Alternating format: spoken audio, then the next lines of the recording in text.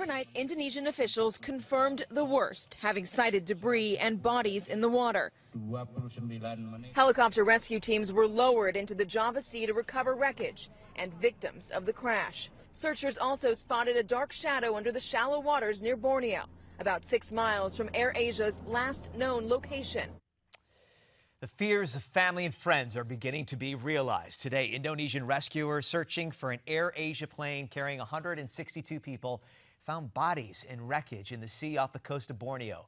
40 bodies so far found floating in the water. Broadcast live on the TVs around the world, their loved ones breaking down in grief. Welcome back to Midpoint. Award-winning television journalist, best-selling author, currently host and content editor of Jane Unchained, Jane Velez Mitchell joins us. Hi, Jane. Good afternoon.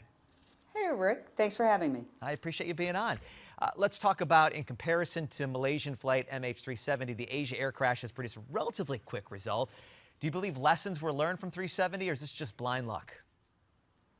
Well, I have to say that 370, the disappearance of that plane, was one of the greatest aviation mysteries of all time, and it lingers over all conversations involving aviation. So I think I, like many people, when we first heard about this disappearance of this new jet, said, oh my gosh, it's happened again. And so that created tremendous interest, and everybody hanging on every development, wondering, will we ever find this plane? We did find it in short order. It's a tremendous tragedy, but at the end of the day, closure is better for the families, knowing what happened, than the interminable torture that the families of those who disappeared on 370 are enduring, never knowing what happened to their loved ones. And of course, there are a million conspiracy theories, some of which suggest that they might still be alive. I'm not saying I believe that, but you go on the internet, boy, there are theories out there. Well, Jane, you mentioned it, people really hanging on every word, but at some point, does it almost, the media's taking this to an obsessive level where sometimes more important news is sort of pushed aside? Well, I think anytime you have incessant coverage, what you do is you distort reality. Whether it's Ferguson or what happened in Staten Island, it twists reality if that's all you talk about. I'm supposed to fly internationally very soon, and I found myself sort of getting a little antsy watching this incessant coverage, so I decided to look it up. Air travel is by far the safest form of travel. It's much safer than driving, than bicycling, than being on a motorcycle, certainly than walking or a train. So when you create fear in people and get a sense that, oh, it's scary to travel, that could do an injustice to the airline industry ultimately and to truth. How can the media help, though, as far as putting a microscope to what's happening right now with these Malaysian airliners? Because it has been a difficult year, a tragic year, some would say. What kind of questions do we need to ask in the media? Well, I think that we are all learning a lot about aviation, and I think that's the good news with any kind of saturation coverage. I was criticized when we would do wall-to-wall coverage of a trial, and I always responded, hey, people now know more about the criminal justice system than they ever did, and that can inform their own lives. God forbid they're ever arrested. I think the same thing happens here. Information is always a good thing. I'm learning a lot about turbulence and what pilots can do when they encounter turbulence and how long they've got to wait for approval before they can move because it's other planes in the air.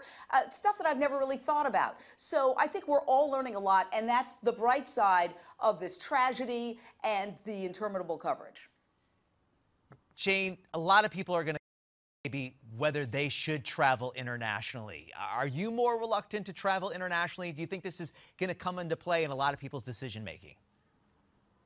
I think it might scare a lot of people, but statistically, as I said, it's safe to travel. I read somewhere that in order to guarantee that you would have a plane crash, you would have to travel for 19,000 years. So I'm not going to let these tragedies alter my plans. I plan to go to Israel within a month, and I'm still going. But it did give me pause because I thought, well, I'm going to take a direct flight. That's a long time in the air, and could there be turbulence? I mean, here's my fundamental question.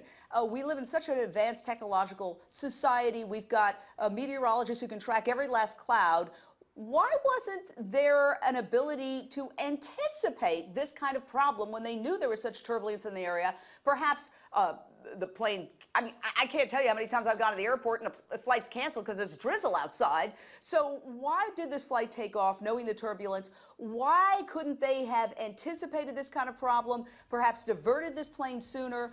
I just really don't understand why this crisis was allowed to occur. Yeah, it does seem like there's a lot of unanswered questions out there, and the media is going to get to the bottom of it in just a short time, I imagine, over the course of the next couple of weeks. Jane Velez Mitchell is going to join us for another segment. We're going to dive into the media coverage of Bill Cosby. It's straight ahead right here on Midpoint on Newsmax TV.